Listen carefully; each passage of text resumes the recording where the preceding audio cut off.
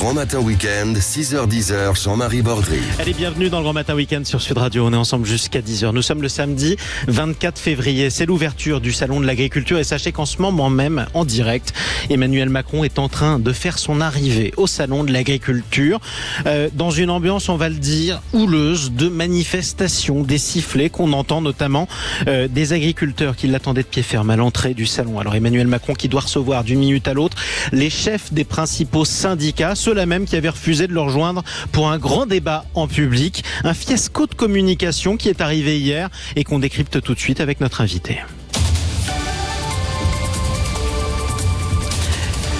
Notre invité qui n'est autre que Philippe Moreau-Chevrolet. Bonjour à vous. Oui, bonjour. Vous êtes le bienvenu sur Sud Radio, fondateur de l'agence de communication MCBG, professeur à Sciences Po. Emmanuel Macron qui voulait organiser pour l'ouverture du Salon de l'Agriculture un grand débat en public, comme après les Gilets jaunes, avec des agriculteurs dans le Salon de l'Agriculture, mais avec aussi des commerçants, des distributeurs, avec des écologistes.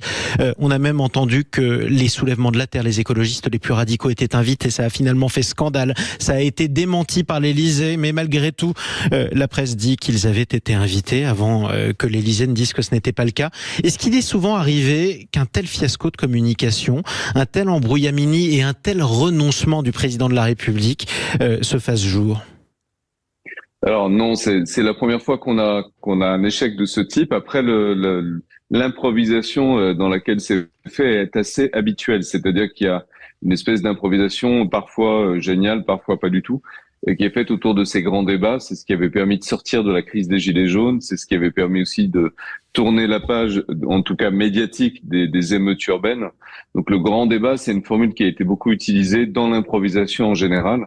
Là, ça a tourné très très mal parce que les conditions, d'abord la formule est usée, et puis les conditions ne sont plus réunies. Le président n'a pas nécessairement la majorité absolue au Parlement qui permet d'affirmer des choses, de pouvoir proposer, promettre aussi. Il n'a plus nécessairement non plus le poids politique, sachant qu'il y a les élections européennes. Ouais. Il y a l'élection présidentielle, donc c'est un pari raté. C'est un pari raté qui a des conséquences en ce moment même, Philippe Moreau-Chevrolet, je le disais. Emmanuel Macron vient d'arriver au Salon de l'Agriculture. Il y avait des manifestants qui ont campé toute la nuit devant le Salon de l'Agriculture à la porte de Versailles et qui l'attendaient de pied ferme. Mais figurez-vous qu'il y a quelques secondes, ils ont franchi de force l'entrée du Salon de l'Agriculture. Ils ont franchi les barrières, ces manifestants, malgré le cordon de sécurité. On a des images de bousculades sur les réseaux sociaux. Pour l'instant, voilà les conséquences de ce fiasco de communication. En quelque sorte, Emmanuel Macron voulait éteindre l'incendie et les flammes ont gagné tout l'édifice. Emmanuel Macron, il voulait organiser un débat historique, comme vous l'avez dit. Donc c'était ça l'idée. Donc le côté historique, c'était d'avoir à la fois les gros producteurs de la FNSEA, un mouvement écologiste radical qui était les soulèvements de la terre, et puis effectivement des distributeurs comme Michel-Édouard Leclerc au milieu. Et le président qui aurait été en quelque sorte le grand rassembleur et celui aussi qui apporte des solutions à l'ensemble de la filière. Ça n'a pas été possible. Alors effectivement, la colère couve. Enfin, ça fait longtemps qu'elle s'exprime dans le milieu agricole, mais le salon de l'agriculture a été choisi un petit peu comme moment d'expression par beaucoup de groupes qui ont envie de se faire entendre. C'est ce que l'Élysée cherchait à éviter, hein. C'est ça qu'on cherchait à désamorcer. Et c'est justement ce qui est en train, en ce moment même, de se passer à la porte de Versailles. Les images sont surréalistes, vous avez des bousculades, enfin tout ce qu'on voulait éviter. Quelles conséquences ça peut avoir pour l'image du président de la République, l'image de l'État, quand on voit qu'il essaye d'arriver dans le salon, qu'il n'y est pas le bienvenu, et que des agriculteurs se battent presque avec le cordon de sécurité? Alors c'est malheureusement la réalité du pays et des déplacements des présidents de la République, en particulier en fin de mandat ou quand on arrive là un petit peu à un terme d'épuisement politique, c'est malheureusement assez fréquent. En fin de mandat, on est à 3 ans de la fin de son mandat.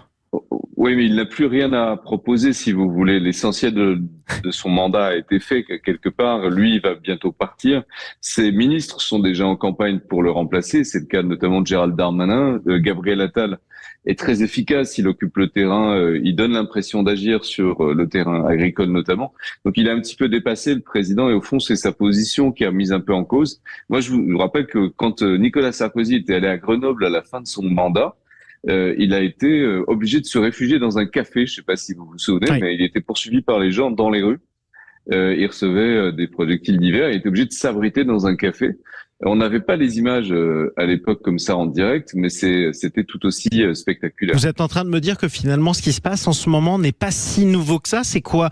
C'est l'impopularité de la figure du président de la République, voire sa détestation. C'est ça, et ça arrive parce que ça arrive en particulier à Emmanuel Macron parce qu'il a du mal à connecter complètement avec les gens. Les gens lui reconnaissent une intelligence, une volonté d'agir, etc. Mais il n'a pas forcément ce côté affectif qu'avait par exemple Jacques Chirac avec les gens. Il arrive à un moment politique aussi où la formule est un peu fatiguée, quoi. Le grand débat, ça marche plus. Il faut inventer autre chose que ça parce que les gens n'ont pas envie de parler, ils ont envie d'être entendus, ce qui est différent. Et ça, c'est pas le même exercice. Alors, je vous ai entendu dire, Philippe Moreau-Chevrolet, il est à la fin de son mandat alors qu'il reste 3 ans, ça va être long. Il n'a plus rien à proposer. Enfin, la question que je suis obligé de vous poser, c'est dans ces conditions, il ne peut plus aller à la porte de Versailles à Paris, c'est-à-dire à quelques kilomètres de l'Élysée. Est-ce qu'il doit démissionner ? Non, il est le président, il doit le présider jusqu'au bout. Par contre, est-ce qu'il est en mesure de présider dans les conditions pareilles, Philippe Moreau-Chevrolet ? Oui, il est tout à fait en mesure de présider. Ce qu'il est plus en mesure de faire, en l'occurrence, c'est ce qu'on appelle en communication des numéros de claquettes, c'est-à-dire en gros de venir et parler aux gens, les écouter, et ça suffit en soi. Ça, c'est le grand défaut d'Emmanuel Macron, c'est que il a toujours l'impression, c'est valable aussi avec Vladimir Poutine, avec dans d'autres configurations, que parler aux gens ou organiser un débat ou l'échange, ça suffit. Et qu'en soi, c'est suffisant pour produire des effets politiques, pour changer la situation. Quand il parlait à Vladimir Poutine, au début, il pensait vraiment que ça suffirait pour désamorcer la crise ukrainienne. Aujourd'hui, on en est à 2 ans de guerre et plus. Oui. Mais l'Élysée avait fait un communiqué de presse dans la nuit pour dire il n'y aura pas d'intervention. Je ne sais pas si vous vous souvenez de ça. Il n'y aura pas d'intervention parce que j'ai échangé avec le président russe. On est d'accord, il va pas le faire. C'est une croyance qui est assez un peu magique. Parfois, ça marche. Quand il a eu les gilets jaunes, la crise des gilets jaunes, il a mis un terme à l'exposition médiatique des gilets jaunes en étant lui-même à la télé 6-7 heures d'affilée. En faisant un grand débat. Donc pour lui, il a une formule qui fonctionne. Aujourd'hui, elle ne fonctionne plus. Ça veut dire que le ressort est cassé concrètement. Un peu, ouais. Mais c'est pas très étonnant. Quand on a Gérald Darmanin en couverture de Paris Match, qui est déjà en campagne pour le remplacer, quand il y a un Premier ministre jeune et hyper dynamique qui lui va sur le terrain tout le temps, quand il y a par ailleurs pas une nécessité absolue de voir le président à haute dose parce que globalement tout le monde agit dans le côté politique, tout le monde est en train de se réveiller en fait. Mais il faut qu'il trouve sa place et ça peut pas être la même. Et c'est compliqué, ça c'est sûr. Mais pardon, et ce sera ma dernière question, Philippe Moreau-Chevrolet. Il y a un précédent politique. Vous parliez de Jacques Chirac, les Français font semblant de l'aimer aujourd'hui, ou en tout cas ils l'aiment. Mais à la fin de son mandat était longue. Son 2e mandat de président de la République, il avait son ministre de l'Intérieur, Nicolas Sarkozy, qui était déjà en campagne pour lui succéder. Et contre lui, ça a été houleux. Pourtant, Jacques Chirac n'a jamais été accueilli de cette manière au Salon de l'Agriculture. Il n'avait pas le même rapport avec les gens. Chirac avait construit une image qui était une image très sympa, très populaire. Il avait beaucoup travaillé aussi cette image-là. Et il avait plus d'expérience, il avait plus d'histoire. Les Français, ils aiment bien des hommes politiques qui ont un vécu, qui sont un peu burinés, qui ont un peu souffert aussi, qui sont passés par des étapes. Il est allé très vite, Emmanuel Macron, donc il n'a pas eu le temps de construire cette relation en fait, et c'est sa plus grande faiblesse. C'est ça qui paye aujourd'hui. Exactement. Merci beaucoup Philippe Moreau-Chevrolet d'avoir pris la parole ce matin sur Sud Radio, fondateur de l'agence de communication MCBG. On reparlera peut-être de communication de crise, notamment demain dans le Grand Matin Week-end. Comment l'Élysée pourra décrypter ou réagir à ce qui se passe en ce moment à la porte de Versailles. Le président de la République accueilli sous les sifflets ces manifestants agriculteurs qui étaient qui campaient devant le salon de l'agriculture et qui viennent de rentrer de force dans le salon, malgré les barrières, malgré le personnel de sécurité. Voilà ce qui se passe en ce moment à la porte de Versailles. On en reparlera un peu plus tard, évidemment, dans le Grand Matin Week-end. À suivre.